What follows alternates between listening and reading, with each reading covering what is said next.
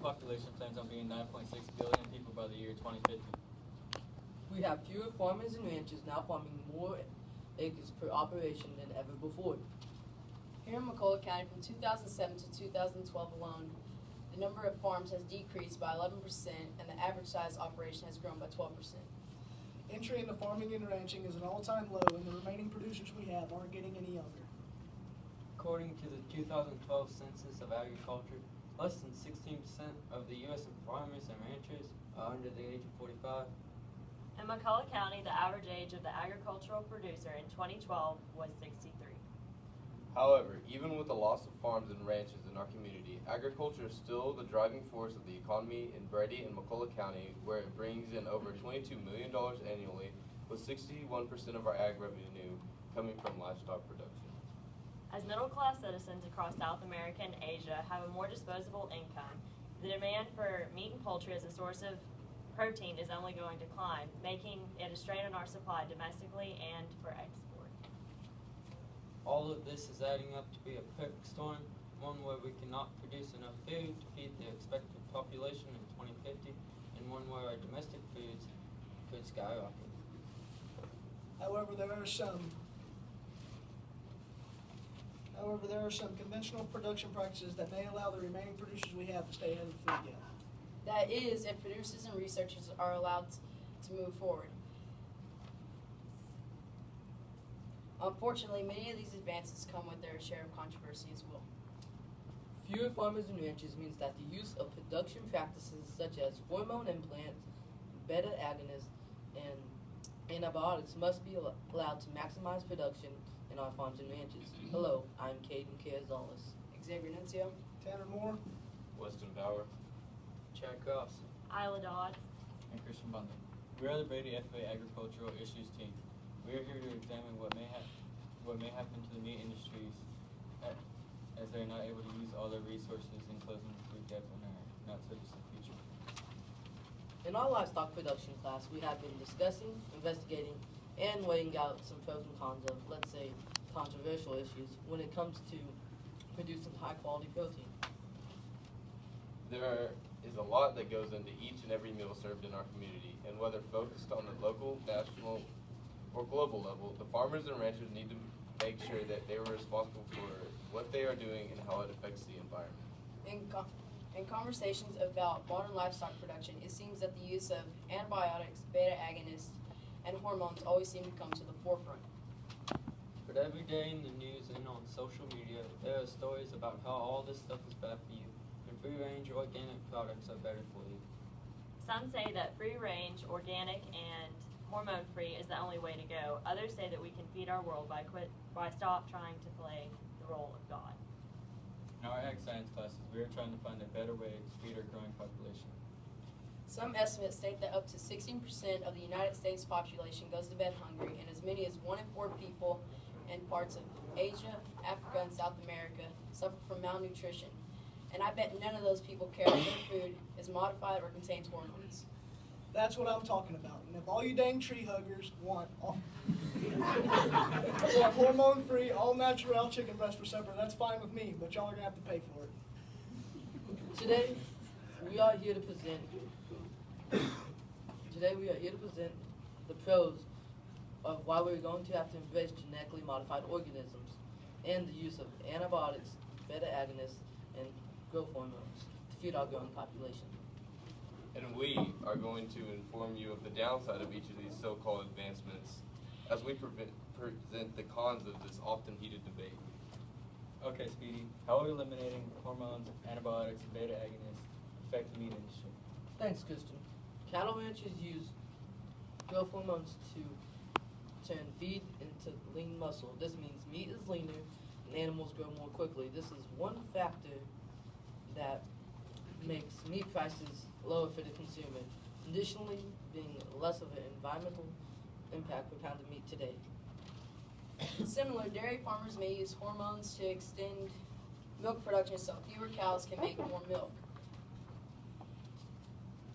Reducing costs and environmental impact. Today we only use 21% of the animals, 23% of the land, and 35% of the water. that was required to produce the same amount of milk that we did in the 1940s. Farmers and ranchers strive to create food that is in the best interest for long-term human health while protecting the environment and making sure our animals are raised humanely. The use of supplemental growth hormones is a necessity to our dairy cattle and beef cattle production system. Okay, Weston, I'm pretty sure your team has a few thoughts that won't go right along with what Katie's group has brought up. That's right, Christian. And early puberty in girls and breast cancer risk top the list of arguments against the use of hormones in livestock. One of the biggest issues with hormones is the early onset of puberty in girls. The early onset of puberty in girls has dropped by 3 years in less than a century. That should be a warning sign.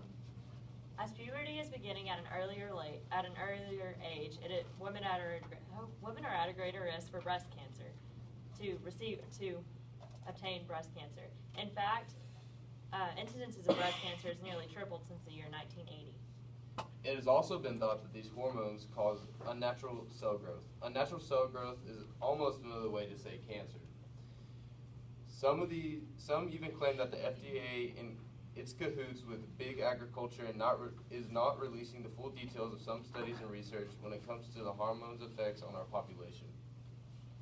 Speedy, what does your group have to say about this? Amber Creamer, PhD, a researcher in the Department of Dairy and Animal Science, says that the estrogen in meat is vanishingly small compared to the level in our bodies. A 3-ounce serving of beef from an estrogen-treated cow is less than a billionth of a gram compared to our bodies. That is 400,000 times lower than that in women and 100,000 times lower than that in men.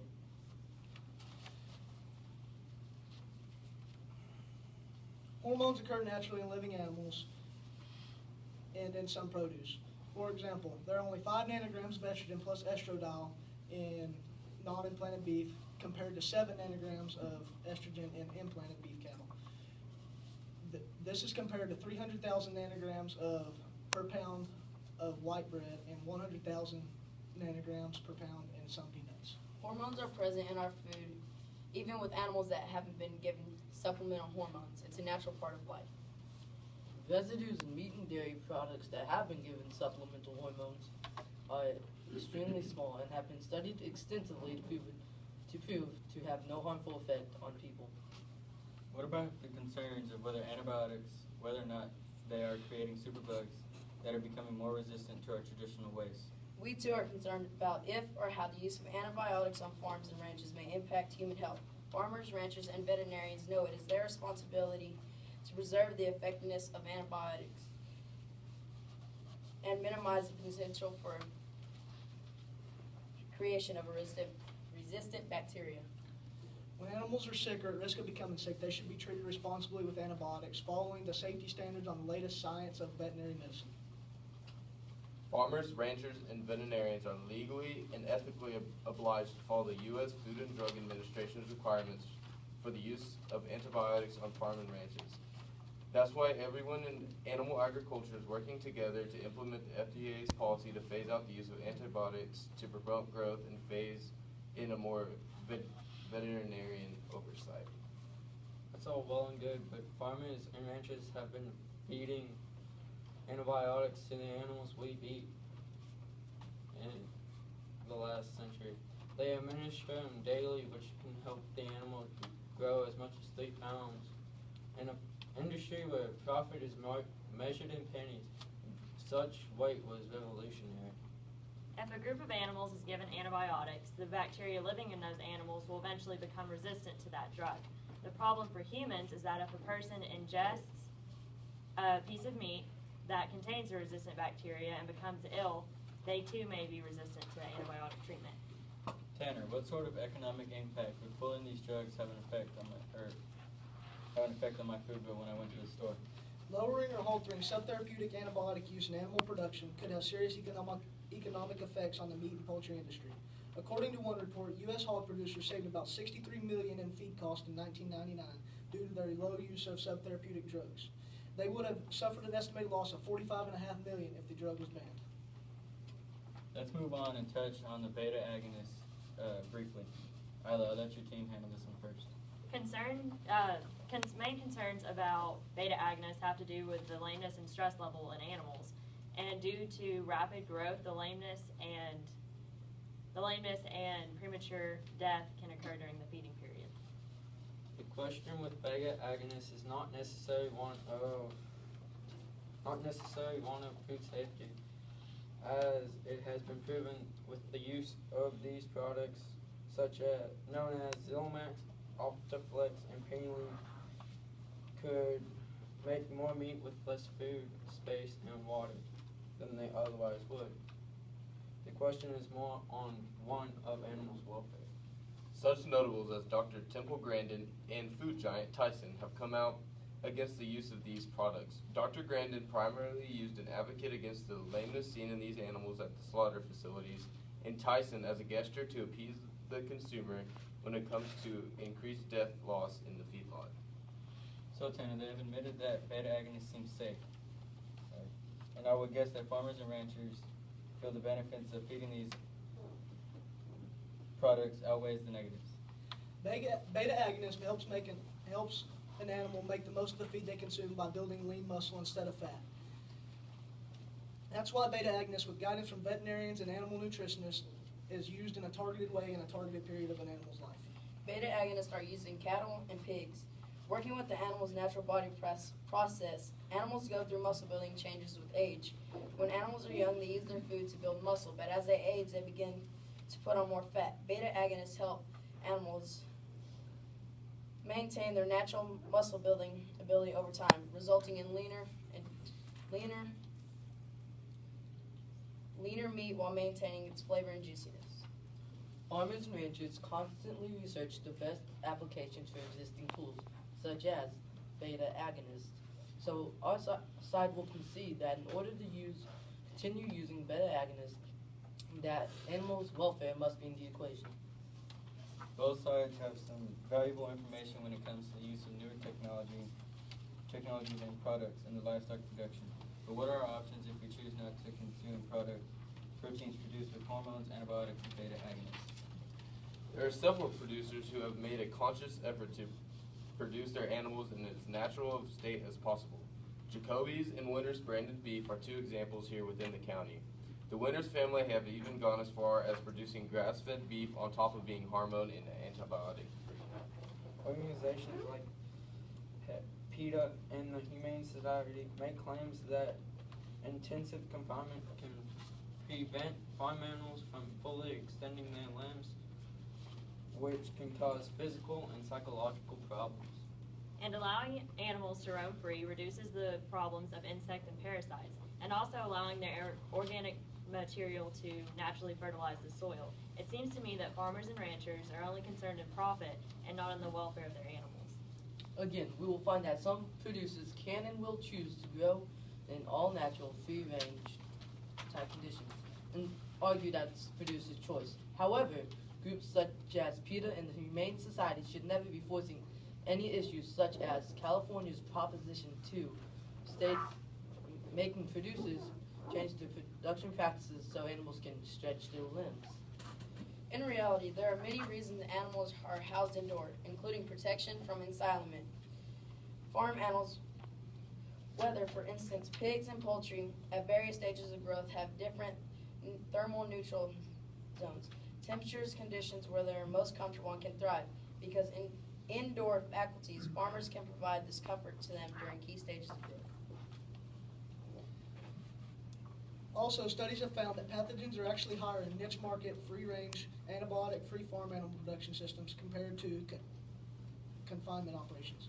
A pork-related study found significantly higher prevalence of salmonella and other pathogens in free-range pigs compared to those who were in confinement systems. When it comes to how animals are raised, cared for, or even transported, or even how they were worked on, the bottom line is animals have never been healthier than ever before. Thank you, panel. Both sides have presented some excellent food for thought as we look at closing the food gap in our not-so-distant future. It seems inevitable that we must look at new technologies and products to produce more food, less labor, and land and environmental impact in our future. However, there are some legitimate concerns when it comes to the use of hormones antibiotics, and beta agonists in raising protein sources on the farm. Therefore, free-range, hormone, and antibiotic-free organic production systems definitely have some merit. To sum it up, in order to feed the growing population, conventional and new farming and ranching techniques are going to be necessary. We cannot simply see another way to meet the demands of future generations. However, those with financial means certainly can continue to support animals raised by methods that may better fit their personal beliefs.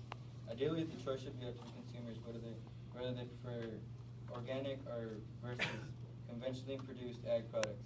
But trying to force producers to adopt or eliminate production methods one type or another, it's not going to fill the food gap that we are facing in 2050. We're now open to any questions.